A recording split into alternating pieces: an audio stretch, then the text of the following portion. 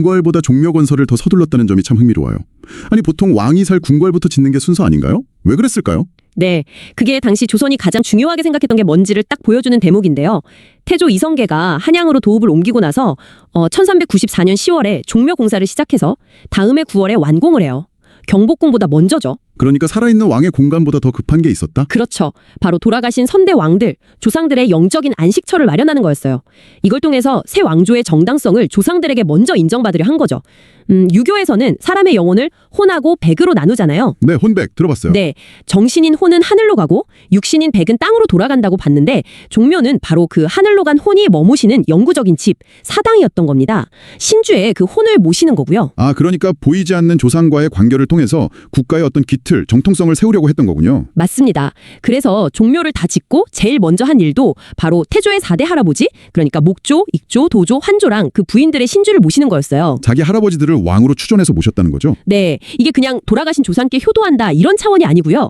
자신의 선조들에게 왕의 칭호를 딱 붙여서 종묘에 모심으로써 조선 건국이 그냥 힘으로 권력 뺏은 게 아니라 아주 정당한 계승이다. 이걸 하늘에 알리는 굉장히 강력한 정치적인 선언이었던 거죠. 이야, 시작부터 아주 그냥 정통성 확립에 공을 들였네요. 근데 이 종묘가 역사가 순탄하지만은 않았다고 들었어요? 임진왜란 때 완전히 불타기도 했다면서요? 아, 네. 1592년 임진왜란 때 정말 안타깝게도 모든 건물이 다 불타버렸습니다. 그런데 진짜 놀라운 건요. 그 전쟁통에 그 혼란 속에서도 신주만큼은 정말 목숨 걸고 피난시켜서 지켜냈다는 거예요. 신주를요? 그 나무패 같은 걸? 네. 선조 임금이나 신하들한테는 그 신주가 곧 왕조의 어떤 연속성 그 자체였던 거죠. 그래서 전쟁 끝나고 나서 궁궐도 다 불탔는데 그거보다 종묘 재건을 최우선으로 해서 1608년에 다시 완공을 합니다. 이게 얼마나 종묘를 중요하게 생각했는지 보여주는 거죠. 와, 신주 지킨 게 왕조를 지킨 거나 마찬가지였네요. 그러고 보면 종묘 건축에서 가장 독특한 특징으로 이어짓기 방식, 그러니까 증축을 말씀하시던데 이게 정확히 뭔가요? 그냥 건물 넓힌 거랑은 다른 건가요? 바로 그 점이 종묘를 정말 특별하게 만드는 핵심입니다. 왕조가 500년 넘게 이어지니까 당연히 모셔야 할 왕과 왕비의 신주가 계속 늘어날 거 아니에요. 그렇죠. 계속 늘어나죠. 그때 보통은 건물을 허물고 더 크게 새로 지을 텐데 종묘는 그게 아니라 뭐랄까 기착한 연결하듯이 옆으로 건물을 계속 이렇게 이어붙여 나갔어요. 처음부터 지금처럼 이렇게 길었던 게 아니라는 거죠. 아, 왕조의 역사 따라서 건물도 같이 자라난 거네요. 그럼 처음엔 얼마나 했어요? 1395년에 처음 지었을 때는 중심 건물인 정전이 7칸 규모였어요. 7칸. 네. 그러다가 세종 때인 1421년에 공간이 부족해지니까 정전 서쪽에 영령전이라는 별도의 사당을 새로 지어서 일부 신주로 옮겼고요. 그 뒤로도 필요할 때마다 정전이랑 영령전 모두 옆으로 칸을 늘려 나간 거예요. 그래서 최종적으로 1836년 헌종 때 마지막 증축을 해서 정전은 19칸, 영령전은 16칸, 지금의 이 모습이 된 거죠. 와, 19칸이면 정전 길이가 어마어마하겠네요. 네, 정전 총 길이가 무려 101m에 달합니다. 101m. 이 이어짓기 방식은 단순히 공간 부족을 해결하는 실용적인 방법을 넘어서는 의미가 있어요. 모든 선대 왕들을 하나의 긴 건물 안에 돌아가신 순서대로 쭉 함께 모시면서 단일 혈통으로 이어진 왕조의 끊임없는 연속성을 눈으로 보여주는 거죠. 이 101m 길이 자체가 500년 조선 왕조 역사를 그냥 통째로 담고 있는 살아있는 연대기이자 기념비인 셈입니다. 와, 101m짜리 역사책이라니. 건물이 역사를 직접 보여준다는 게 정말 놀랍네요. 그럼 이제 종묘가 자리 잡은 위치, 입지랑 내부 공간 배치는 어떤 원리에 따른 건지 좀 더 자세히 볼까요? 위치는 어떻게 정했을까요? 경복궁 바로 옆도 아니고 뭔가 기준이 있었겠죠? 그럼요. 가장 중요한 기준은 고대 중국 주나라 예법을 담은 책 주례에 나오는 좌묘 우사 원칙입니다. 궁궐을 중심으로 왼쪽에 종묘, 오른쪽에 사직단을 둔다는 뜻이죠. 왼쪽, 오른쪽이요? 지도에서 보면 서쪽, 동쪽 뭐 이런 건가요? 아, 그게 아니고요. 기준점이 달라요. 군주 남면이라고 왕은 북쪽에 앉아서 남쪽을 바라보면서 나라를 다스린다는 유교 통치 이념이 기준입니다. 아, 왕의 시선. 그렇죠. 경복궁 근정전 같은데 왕이 앉아서 남쪽을 딱 보면 왼쪽이 동쪽, 오른쪽이 서쪽이 되잖아요. 그래서 이 원칙에 따라서 종묘는 경복궁의 동쪽에, 토지신과 곡식신에게 제사 지내는 사직단은 서쪽에 두게 된 겁니다. 아하, 왕의 시점이 기준이었군요. 흥미롭네요. 근데 조선이 이런 중국 원칙을 그대로만 따르진 않았다고 하던데요. 우리식대로 좀 바꾼 것도 있다고요? 정확합니다. 좌묘 우사는 지켰지만 예를 들어서 전조 후시, 그러니까 궁궐 앞에 조정관청 두고 뒤에 시장 두는 그런 원칙은 한양이 산이 많아서 그대로 적용하기가 좀 어려웠어요. 네, 지형이 그렇죠. 여기서 이제 조선의 어떤 독창성이 보이는데 그런 이상적인 예법이랑 현실적인 지형 조건을 잘 조화시키면서 우리 고유의 풍수지리 사상을 결합했어요. 심지어 태종 때는 종묘 남쪽 땅 기운이 좀 약하다 뭐 이래서 인공적으로 작은 산, 가산을 만들기도 했으니까요. 성리학 이념이랑 우리 토착 자연관이 아주 절묘하게 만난 거죠. 이상과 현실의 조화, 그리고 우리만의 해석이 들어갔군요. 멋지네요. 그럼 이제 종묘 안으로 좀 더 들어가서 핵심 건물인 정전과 영영전 이 둘을 비교해 볼까요? 기능도 다르고 건축 양식에도 미묘하지만 중요한 차이가 있다고 하셨는데 뭐가 다른가요? 네, 이 둘의 차이를 이해하는 게 종묘의 내부 질서, 그리고 조선 왕조의 어떤 역사관을 파악하는 데 중요합니다. 먼저 정전, 정던. 이름 그대로 종묘의 중심 건물이죠. 네, 정전. 여긴 조선을 세운 태조를 비롯해서 나라의 큰 공덕을 세운 왕과 왕비의 신주를 모시는 곳입니다. 특히 한 번 모시면 영원히 옮기지 않는 불천위, 부천위로 지정된 왕들의 신주가 바로 여기에 계세요. 현재 왕 19분, 왕비 30분, 총 49분의 신주가 모셔져 있습니다. 불천위, 왕조의 명예의 전당 같은 느낌인데요. 건축적으로는 아까 말씀하신 10m의 엄청난 길이가 일단 압도적일 테고 또 다른 특징은 없나요? 생각보다 화려한 장식은 좀 적은 것 같기도 하고요. 맞습니다. 그 극단적인 수평성, 101m 길이가 정전 건축 미학의 핵심이고요. 그리고 말씀하신 대로 단청 같은 화려한 장식은 거의 없어요. 기둥이나 벽을 붉은 칠로만 마감한 아주 간결한 모습이죠.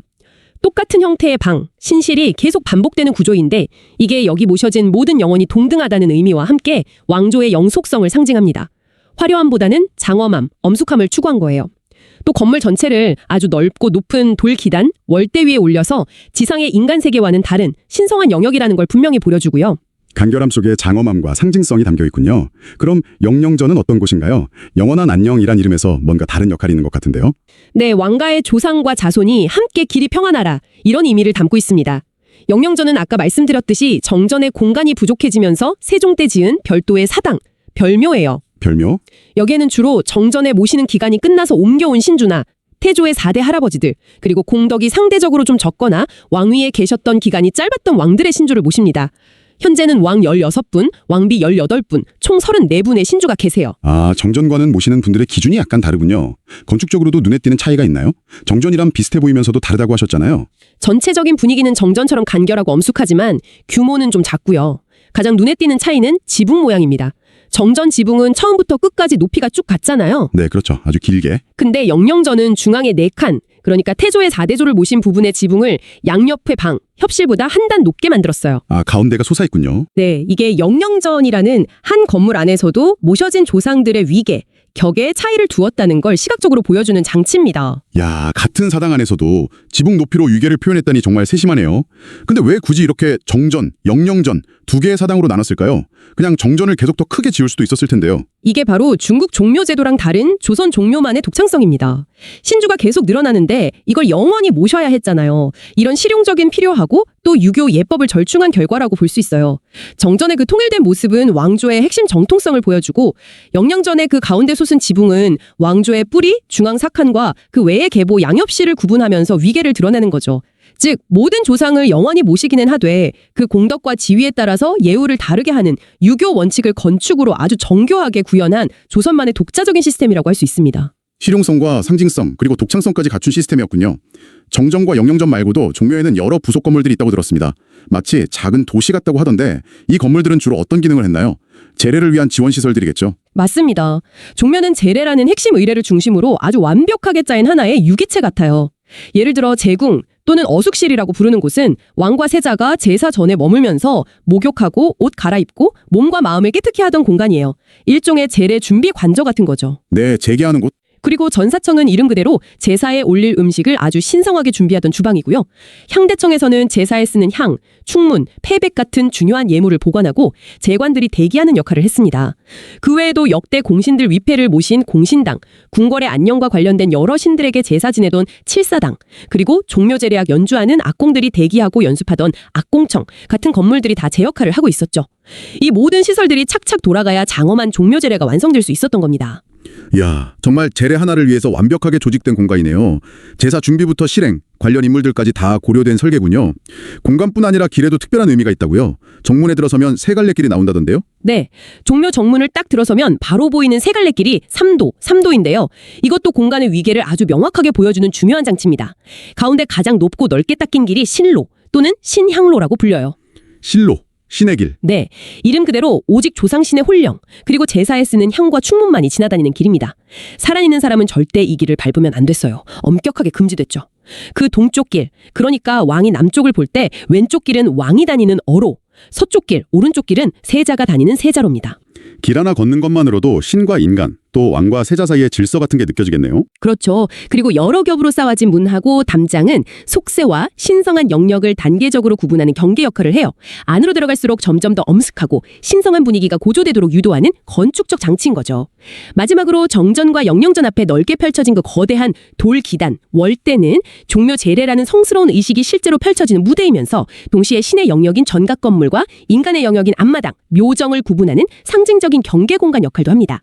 모든 요소가 제례의 신성함과 질서를 위해 치밀하게 개혁된 것이죠.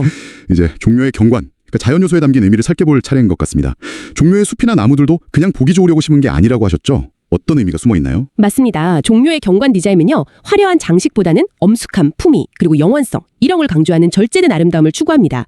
울창한 숲은 우선 바깥 세상의 시선이나 소음을 차단하는 완충 역할을 해서 사당의 신성한 분위기를 보호하고 깊이를 더해주죠.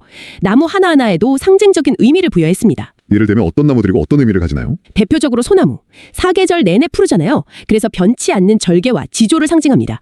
유교에서 중시하는 충, 절의 등목과 통하기 때문에 조상을 모시는 신성한 공간에 가장 잘 어울리는 나무로 여겨졌죠. 네, 소나무는 정말 그런 이미지가 있죠. 그리고 향나무는 좋은 향기가 나고 오래 살기 때문에 예로부터 신성한 나무로 취급받았는데 특히 연못 가운데 섬, 방지원도에 심어서 천상세계나 신선사성과의 연결을 암시하기도 했고요. 또 느티나무는 크고 위협 있는 모습 때문에 권위와 질서, 그리고 왕조의 안정과 번영을 상징하는 나무로 선택되었습니다. 소나무, 향나무, 느티나무 다 그 공간의 성격하고 깊은 관련이 있군요. 혹시 반대로 일부러 심지 않은 나무도 있을까요? 뭐랄까 아름다운 꽃나무 같은 것들은 왜 잘 안 보이는 것 같죠? 아, 그거 아주 중요한 지적이십니다. 네, 벚나무나 매화나무, 배롱나무처럼 화려한 꽃을 피우는 나무들은 의도적으로 배제했어요. 아, 일부러 안 심었다. 네, 세속적인 아름다움이나 시각적인 즐거움을 최대한 덜어내고 오직 제례의 엄숙함과 경건함에만 집중할 수 있도록 하기 위한 아주 세심한 미학적 고려였죠. 즉, 무엇을 심지 않았는가에도 종묘 경관의 철학이 담겨 있는 겁니다. 와, 화려함을 덜어낸 절제의 미학이군요. 경내에는 연못도 있던데 이것도 그냥 보기 좋으라고 만든 건 아니겠죠? 어떤 상징성이 있을까요? 물론입니다. 종묘 경내에 있는 연못들, 예를 들어 제국 남서쪽에 있는 연못이나 향대천 근처 연못 같은 것들은 동아시아의 전통적인 우주관을 축소해서 표현한 상징적인 장치예요. 대부분 하늘은 둥글고 땅은 네모나다는 천온지방 사상에 따라서 네모난 형태의 연못 가운데에 둥근 섬, 하늘을 두는 방식으로 만들어졌습니다. 이 연못 자체가 하늘과 땅이 만나는 작은 우주, 소우주이자 신성한 공간임을 나타내는 것이죠. 연못 하나에도 우주를 담으려 했다니 정말 상징으로 가득한 공간이네요. 마지막으로 종묘에는 기능이 다른 중요한 우물이 2개 있다고 들었습니다. 재정하고 어정이라고 하던데 어떻게 다른가요? 네, 종묘에는 재정과 어정이라는 2개의 중요한 우물이 있는데요. 이 둘의 위치와 기능 차이가 의례적인 정화, 개념, 그리고 공간의 위계를 명확하게 보여줍니다. 먼저 재정은 제사 음식을 준비하는 전사청 동쪽, 그러니까 신성구역 안쪽에 위치해요. 신성구역 안에? 네, 기록에 보면 사시사철 마르지 않고 물이 아주 맑았다고 하는데 이 물은 오직 조상신에게 바치는 제수, 제사 음식하고 제주, 제사수를 만드는 데만 사용되었습니다. 심지어 별도의 담장으로 딱 둘러싸서 외부랑 철저히 격리시킬 정도로 그 신성함을 강조했죠. 와, 신에게 바치는 제물을 위한 아주 극도로 정화된 물이군요. 그럼 어정은 어떤 용도였나요? 위치로 다르다고 하셨죠? 어정은 종묘의 정문인 외대문 바깥쪽, 그러니까 아직 신성구역으로 완전히 들어서기 전 일반 참배객도 접근 가능한 영역에 있습니다. 이곳의 물은 주로 왕이나 제사에 참여하는 관리들이 신성한 종묘 경내로 들어가기 전에 마시거나 손을 씻으면서 속세의 어떤 번잡함을 씻어내고 제사를 지내기 위한 마음의 준비, 즉 재개를 하는 상징적인 용도로 사용되었습니다. 아, 그렇군요. 재정은 신성구역 안에서 재물 자체의 신성함을 위한 절대적 정화의 물이고 어정은 신성구역 밖에서 인간이 신의 영역으로 들어가기 위한 준비적 정화의 물이다. 이 둘의 분리가 제사를 지내는 인간하고 제사의 대상인 신 사이의 거리를 공간적으로 보여주는 것 같아서 아주 흥미롭네요. 정확하게 보셨습니다. 이처럼 종묘는요, 역사, 이념, 입지 선정, 공간 배치 원리, 건축 양식, 심지어 자연경관 요소 하나하나까지 왕조의 정통성과 유교적 우주관, 그리고 제례의 신성함을 드러내기 위해서 모든 요소가 정말 유기적으로 결합된 통합 설계의 걸작이라고 할 수 있습니다. 네. 유교 사당 건축 중에서는 가장 뛰어나고 또 완벽하게 보존된 표본이고요. 특히 17세기 초 임진왜란 이후에 중건된 모습이 거의 원형 그대로 유지되고 있고 본래의 제례 기능을 오늘날까지도 계속 이어오고 있다는 점, 그러니까 진정성과 완전성이 세계적으로 높은 평가를 받는 이유입니다. 그 장대한 수평미하고 이어짓기 방식이 만들어내는 독특한 건축미, 그리고 종묘 제례와 제례학이라는 무형유산과 완벽하게 결합해서 오늘날까지 살아 숨쉬는 살아있는 유산이라는 점이 정말 특별하게 다가오네요.